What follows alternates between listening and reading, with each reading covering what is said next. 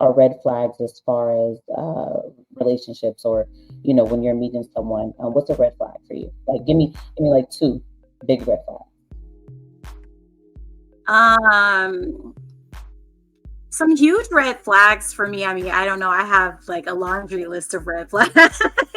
One of the major ones is like when a person is not forthright, where you start talking to somebody, or like you're in the beginning stages of dating somebody and you ask questions and there's always like sort of a roundabout way that they respond to questions.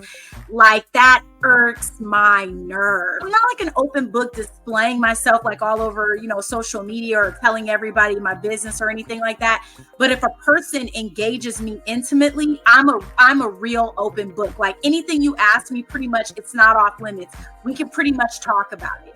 And so like if I meet a person and I'm asking questions and they're giving like really short answers, or they're like not they're going kind of a roundabout way, of answering the questions that I'm asking, if I'm being very specific, like that's something that really bothers me, because I feel like it's indicative of a person who's going to either lie to you in the future, or they're going to be secretive, or the worst, they're going to lie by omission.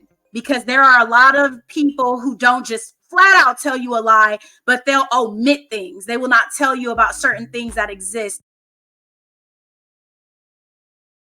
That would be a really huge red flag if it's a person that cannot be transparent and open and honest with me. And another one, oh, somebody that does not respect my like individuality as a woman. Let me breathe. Let me be free. Like I'm a big, bold personality, and I'm emboldened. I have like really strong women in my family. My mother is like an incredibly strong woman. My sister's a really strong woman. And it's like, I don't know how to shrink myself. So if I get with a man and he's got like either like insecurity issues, or he wants to compete, oh, that's the worst. A man that wants to compete with his partner, or like a person that just needs to control like certain aspects of what I do because he kind of like wants to keep me in this box.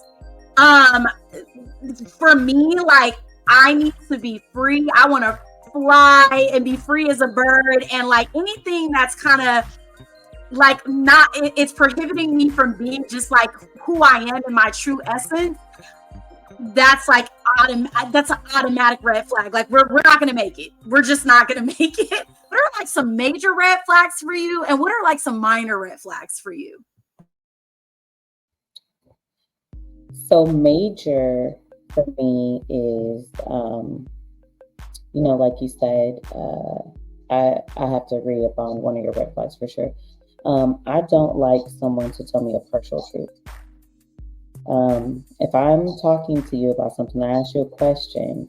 Most questions that I ask, I have an idea about the answer. I'm asking to see if you're going to be honest with me about it, and let me know if my feelings on the situation are true. When I ask questions, it's really it depending on who I'm asking the questions to. But if it comes to like a romantic relationship, I probably know the answer to the question that I'm asking you, and I'm asking because I want to know if you're going to tell me the truth. I do not like for someone to answer a question and they withhold, information. Be honest, keep it real with me, because withholding information, I feel like you are now taking a choice from me whether I want to continue a relationship with you. The type of person you are. You're not even being honest with me and being real with me about the type of person you are. So you're building this facade and it's really something else. And I feel like a choice is being taken from me. So that's a red flag. Let me be the one to judge if I'm going to deal with you knowing the truth about you. Another thing that is a big red flag for me is someone who's not family oriented. I can't deal. I won't be able to, because I'm very family oriented and I spend a lot of time with family. So I want someone who does the same and understands that. so that when I am spending time with family, they are okay with that, being away from me, and I don't have to be with them all the time. Um, because I do like my space, and I do like to spend time, with my loved ones. So someone who's not family oriented, that's a big red flag. I don't think I could date someone who's not big on family, because that's also kind of lets me know, kind of how you're going to treat me, and especially for a man, how he treats his sisters, how he speaks to them, how he talks to his mom, different things like that. That tells me a lot, about how I'm going to be treated. I think some minor flags would be spelling and grammar while text messaging. That is like, I don't know. I think I just lied right now and said it's minor, because that's major.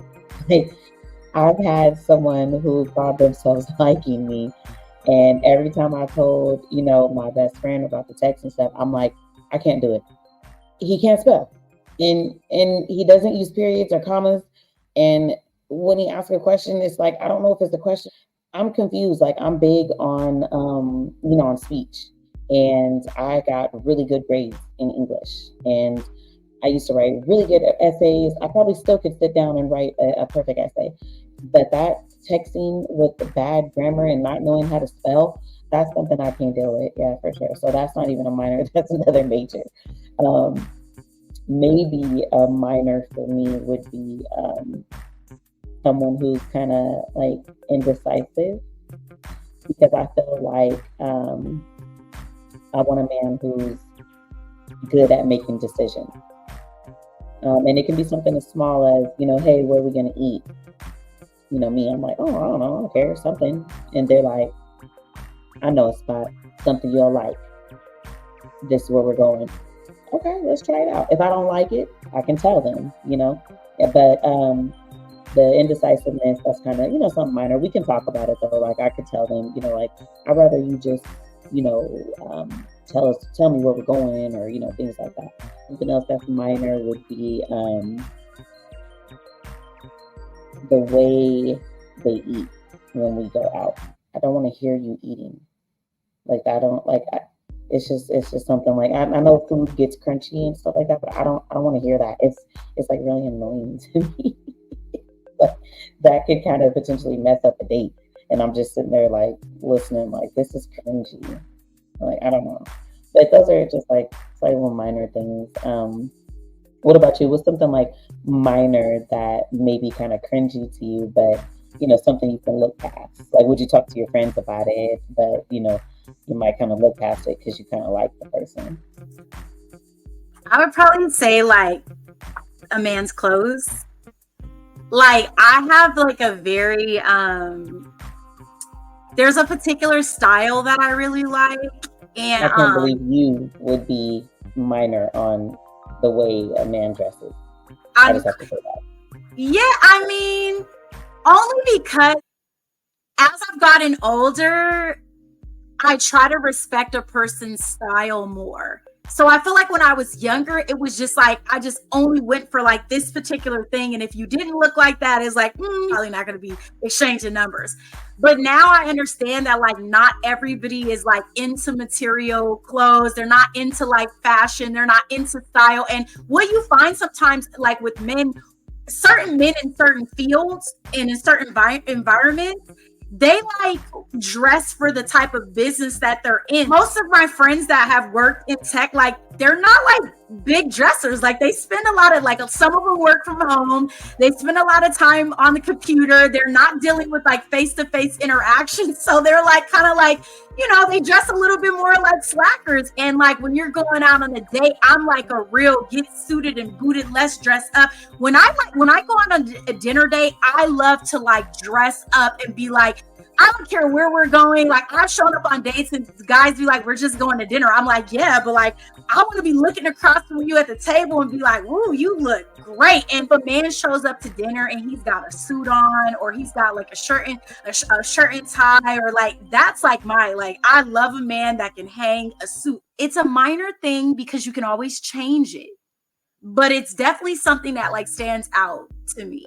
We talked about red flags in relationship to being like single and kind of going into a space where we're getting to know somebody.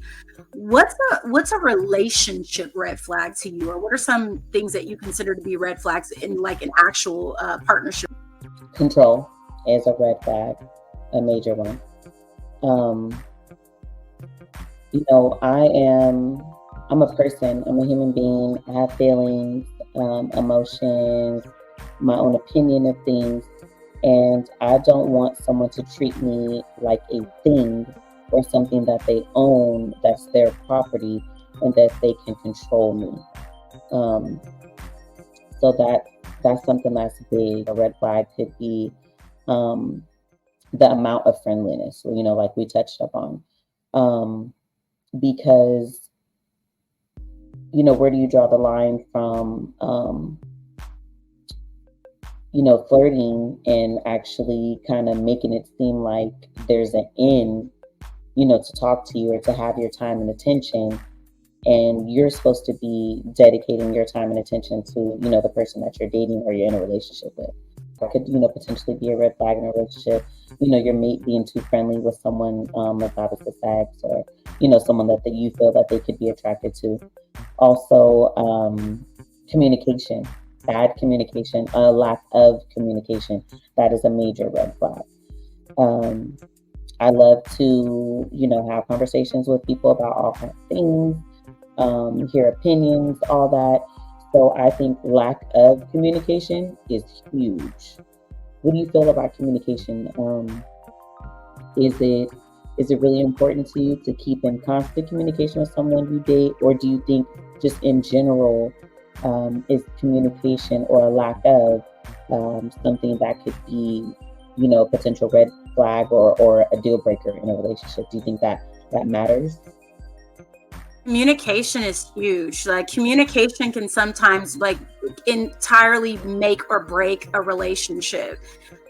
It's one of the biggest. You hit two that are mine: control, which I mentioned earlier, and we both agreed on that.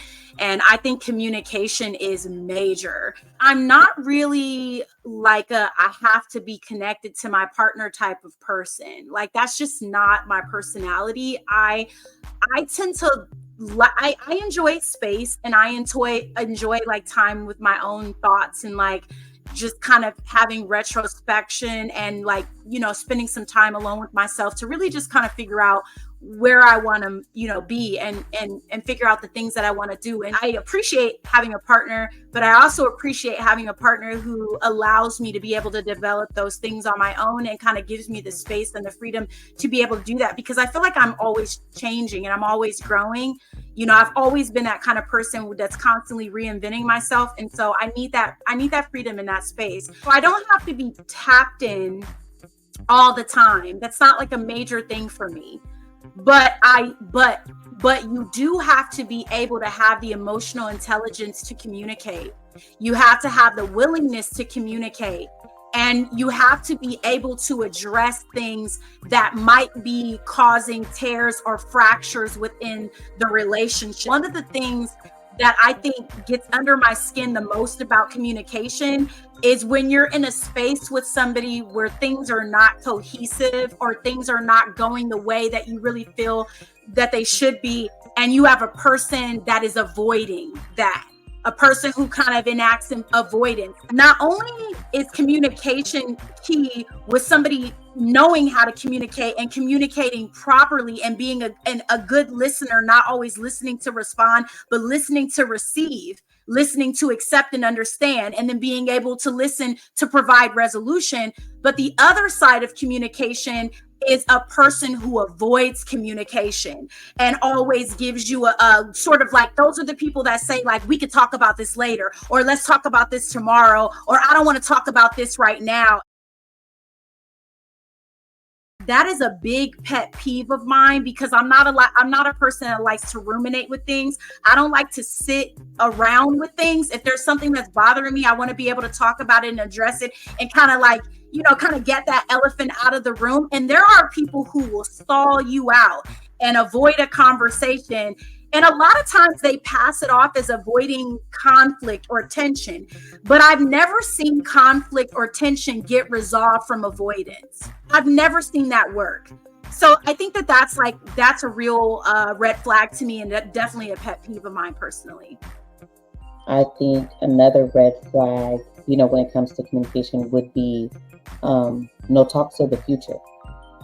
Like what are we dating for? Are we just in the now? Are we just enjoying each other's time? Do you see yourself with me in the future?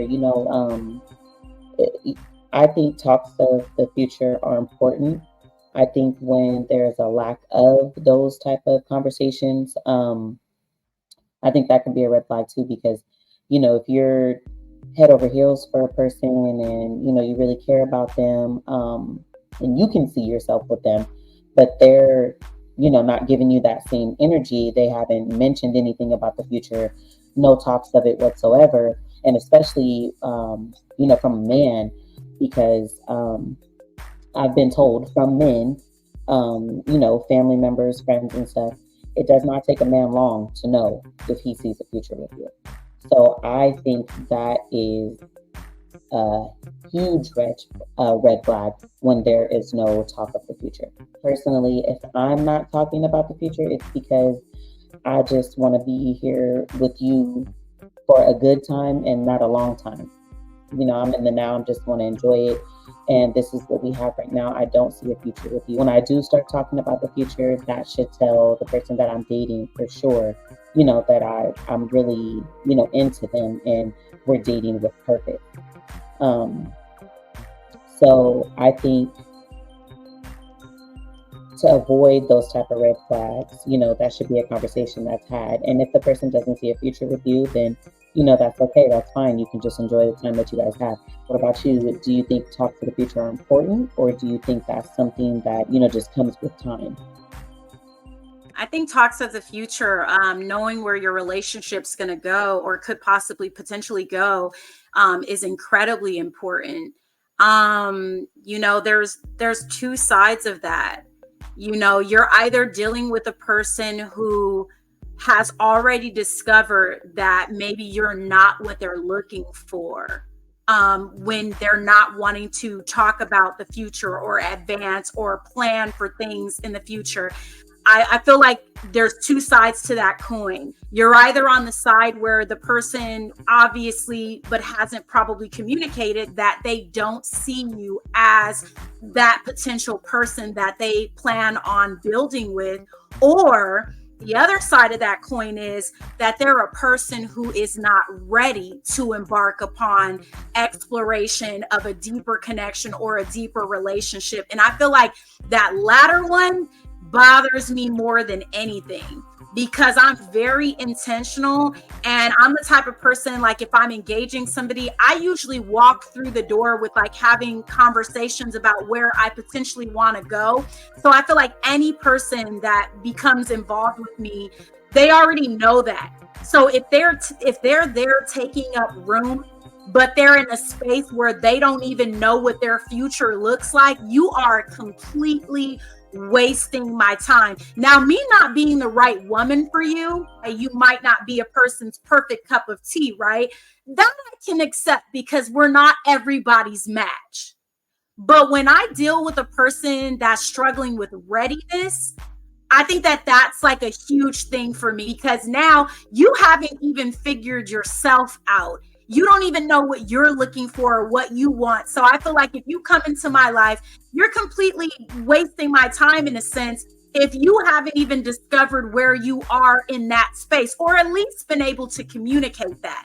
And so I'm very intentional in that way. If I'm not looking for something serious, you're going to know. If I'm looking for an area where we can grow together and build together, you're going to know. There's never going to be a man that's going to even be questioning where we stand, unless he's just the man that refuses to communicate or doesn't know how to properly communicate.